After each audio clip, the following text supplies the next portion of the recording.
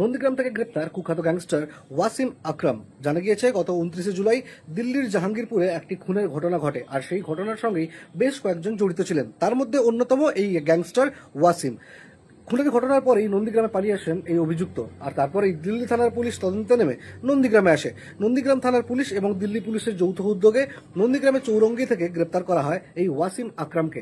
জানা গিয়েছে এই ওয়াসিম আকরামের বিরুদ্ধে 125টির বেশি ফৌজদারি মামলা চলছে।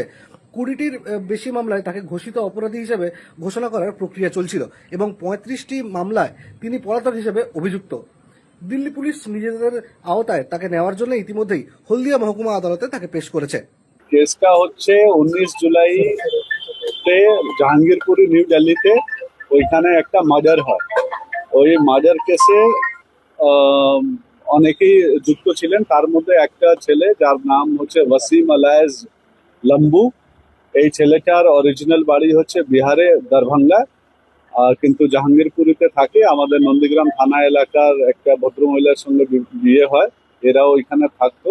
ওইখানে মার্ডার করে এখানে পালিয়ে এসে এখানে লুকিয়েছিল। দিল্লি পুলিশ এসেছিল এখানে, আসার পরে ওনারা আমাদের অ্যাসিস্ট্যান্স চেয়েছিলেন, আমরা অ্যাসিস্ট করে একে ধরা হয়েছে। এই হচ্ছে graded criminal, more than 125 cases pending against him. নন্দীগ্রামে কোথা থেকে? নন্দীগ্রামে একে অ্যারেস্ট করা হয়েছে চৌরঙ্গি থেকে। পূর্ব মেদিনীপুর নন্দীগ্রাম থেকে সৌম্যজিৎ চট্টোপাধ্যায়, কলকাতা টিভি।